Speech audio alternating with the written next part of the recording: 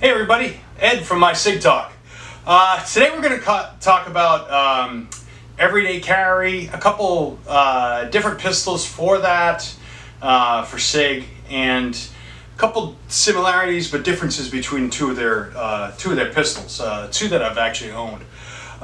So get into a little history. When I first got back into shooting, I picked up a Sig P220 Legion. Empty. Good. But, I love this pistol. Didn't really want to, I got it at a super deal, but I still didn't really want to put it through the tortures of everyday carry. This is going to become my pistol for my 3-gun challenge, competition shooting.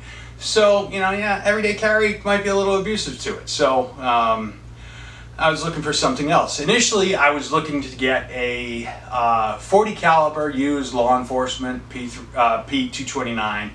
Found a really good deal. You can find those $400 ballpark. So I was considering one.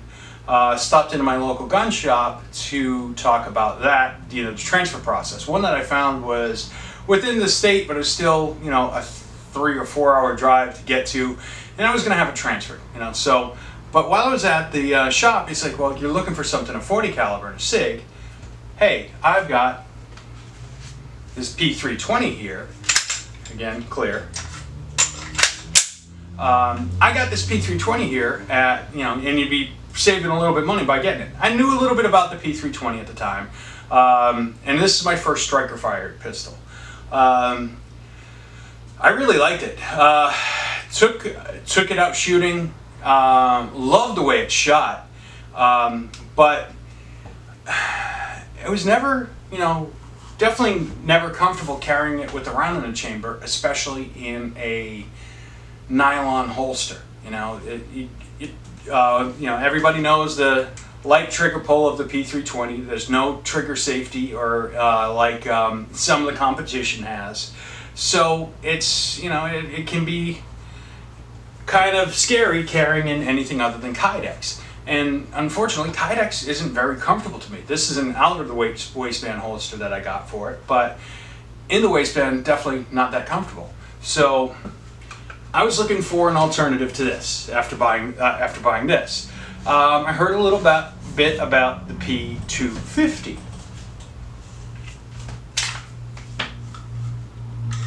Clear.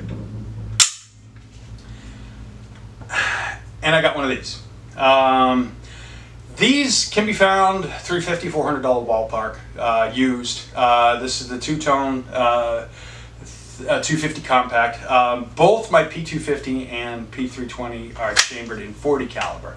If I want something to carry, I want something with stopping power. Even though they say that 40 might be a dying round. What's great about both of these two is, just get a 357 Sig barrel, and you can carry 357 Sig in these as well. And that's a little bit more stopping power, a little bit more penetrating power. They're two very similar looking.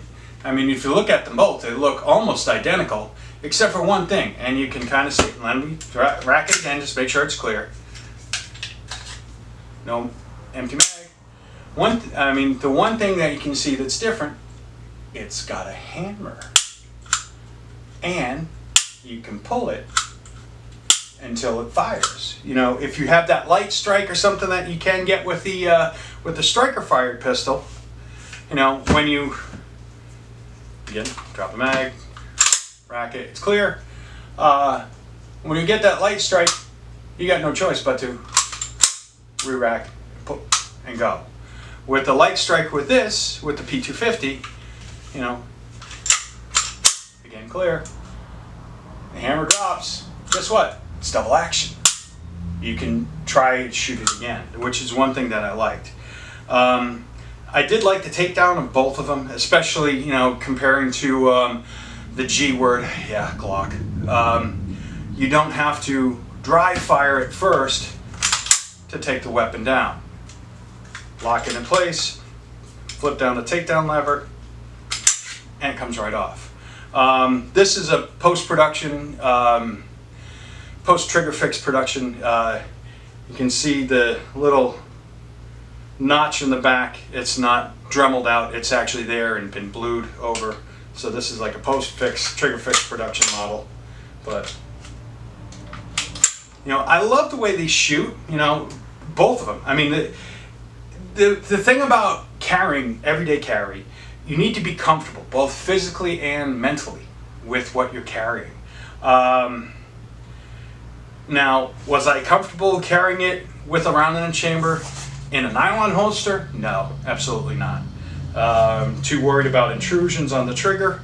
And so that kind of, and this is, you know, very comfortable carrying in a waistband with a nylon holster compared to a Kydex holster. So, you know, if I wanted to carry it in the chamber, I had to carry it in Kydex. And this wasn't very, I mean, on the mental side, this was comfortable. But on the physical side, it really wasn't. So I like that nylon holster.